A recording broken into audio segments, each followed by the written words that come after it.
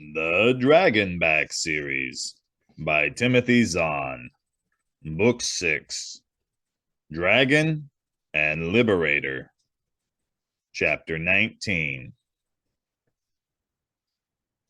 2 minutes later, as Jack finished setting up his additional sabotage, the word came through. "It's here!" Dracos' voice murmured from his comm clip.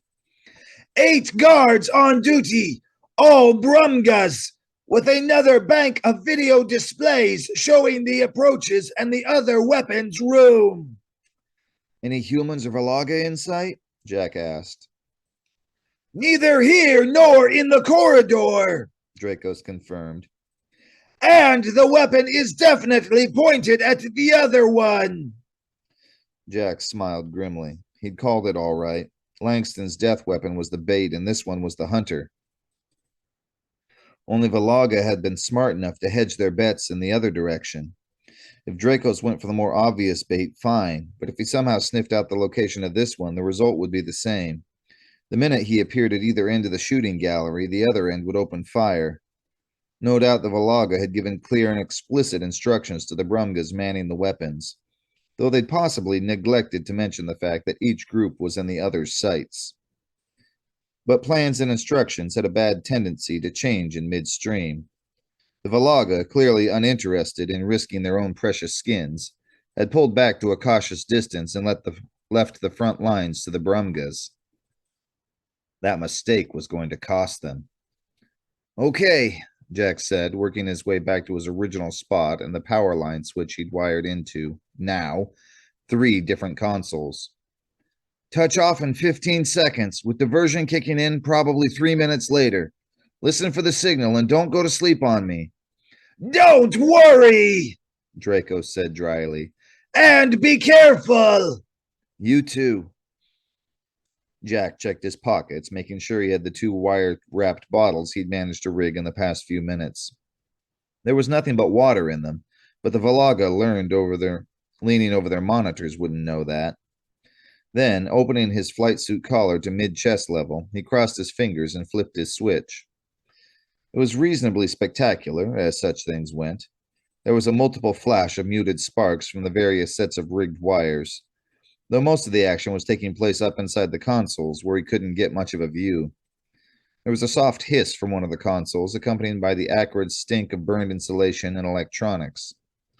And above him, dimly heard through the thick deck, the control complex erupted in chaos. 30 seconds later, he was at the far end of the crawl space, with multiple footsteps now thudding back and forth over his head. He pushed open an access panel and climbed through into the mid-aft expansion conduit. 2 minutes after that, he had made it back into the starboard tween gap. Here we go, he murmured toward his comm clip as he closed the panel behind him. Look sharp. Turning on his light, he headed forward at a dead run. 50 yards ahead, Langston and his team of Brumgas were waiting expectantly around their death weapon.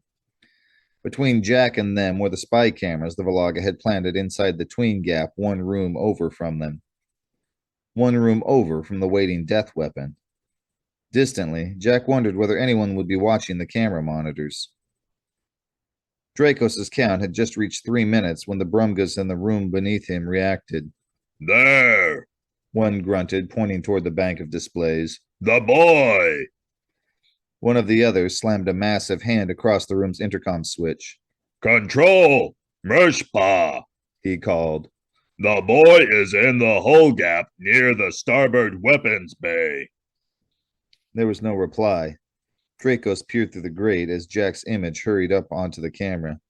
His foot loomed suddenly huge. Abruptly, the image gave a wild twist and went black. The other monitor's image lasted perhaps half a second longer, then it too gyrated and went black. Control! The boy has destroyed the starboard cameras, Mershpa reported urgently. Instructions? The intercom remained silent, but through the comm clip attached to his ear, Dracos now heard a second call. Control, Langston. Langston's voice came faintly from the comm clip hidden in the ventilation duct. Morgan's in the hull gap, starboard side near the weapons bay, and he's wrecked the cameras. Repeat, we've lost him.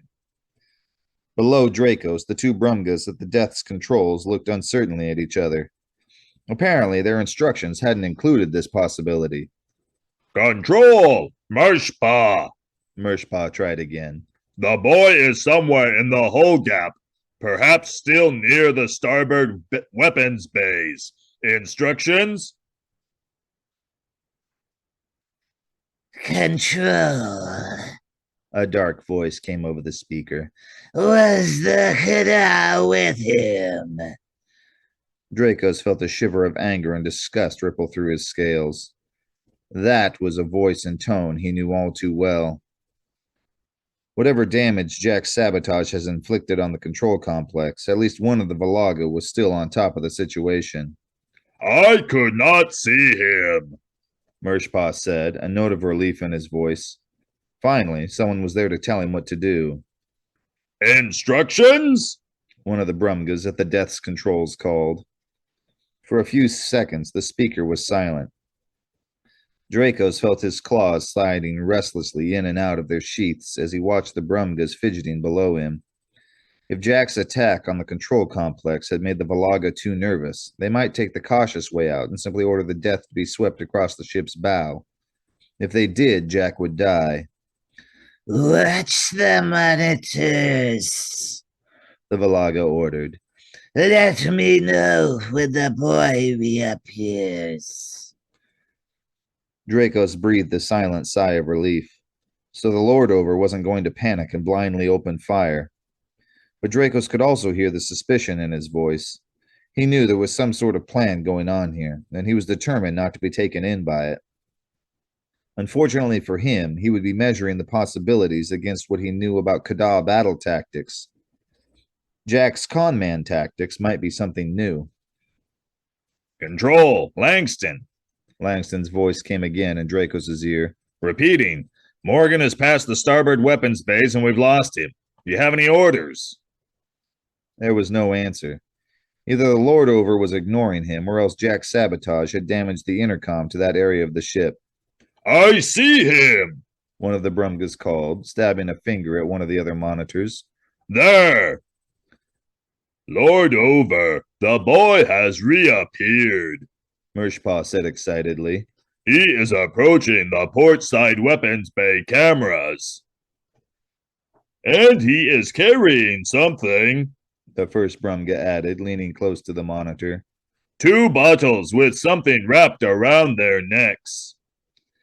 They see you, Jack, Dracos murmured toward his comm clip. Get ready! Control, Langston. Langston's voice came again, starting to sound agitated. Morgan's coming up to the port side weapons base. Control, do you copy? Now! Dracos silently urged him. Do it now! Blast it, Langston snarled. Intercom must be out. Vermprue, you and Glakra find a working intercom and let Control know the Morgan's on the loose. Dracos held his breath. If the 2 Brumgas obeyed Langston's order... We cannot leave, Vrumpa said flatly. Our orders are to stay and guard the weapon. Well, blast you too, Langston snarled. Fine, I'll go. Dracos listened hard, and a moment later heard the sound of the door opening and closing. He's clear, he murmured into his comm clip. Bottoms up, Jack murmured back. Dracos peered through the grill at the monitors, the tiny figure that was Jack moving closer to the cameras, filling one of the 2 displays as he leaned over. And suddenly both displays went black. He has destroyed the port side cameras as well, Mershpa said urgently into the intercom. Instructions? Hold position, the Valaga voice said, and there was no mistaking the satisfaction there. Because he'd figured it out. Leaning over the camera with his flight suit collar open, Jack had clearly demonstrated that Dracos wasn't right in his skin. And if Jack was approaching the port side weapons bay, where the second death weapon had been located until a few hours ago, Dracos must therefore be preparing to attack the starboard weapon. A straightforward, coordinated 2-prong attack, of the sort the Valaga had seen 1,000 times before. Or else possibly Dracos was being subtle, with Jack merely a diversion to get their attention while Dracos launched a single-prong attack. Fortunately, it didn't matter which of those conclusions the Valaga jumped to. Jack's destruction of the starboard cameras as he passed was all the confirmation he needed that Dracos was lurking in the tween gap, waiting for the moment to attack the bait. And with the trap already set and primed, the Valaga could afford the minor effort required to also eliminate the lesser of his two enemies. Prepare to fire, The Valaga ordered Mershpa. as soon as the Kadar has reached the weapon. The voice was silent, and then, from the hidden comm clip, the voice came again. Readjust your aim to the boy's last position. He ordered Langston's crew. Fire on my command. I obey, the response came. On the monitor below him, Draco saw two of the Brumgas grab the front end of the other death weapon and begin to swing it ponderously toward the port side weapons bay. And as its aim moved away from the room below him, Dracos pounced. He shoved open the grill with his front paws and pushed off the duck's back wall with his hind paws, hurling himself out of the opening like a black-scaled missile. The Brumgas had just enough time to start to turn, their mouths dropping open. And then Dracos was among them, slashing with his paws to stagger back the nearest alien, then slapping away the one behind him, clearing himself a path to the obscene killing machine mounted in the center of the room. From the intercom speaker, he heard a Valagan scream of fury, and through his comm clip, he heard the Lord Over howling at the Brumgas in the other room to stop what they were doing and turn the death back toward the threat that had suddenly appeared behind them. But it was already too late. Even as the Brumgas threw their weight against the weapon's muzzle, Dracos reached the center of his room.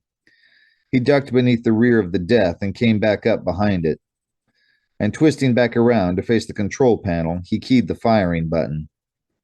From its muzzle came a sickly yellow flash, and the all-too-familiar cone of violet light lanced out like the limb of some alien creature stretching out toward its prey.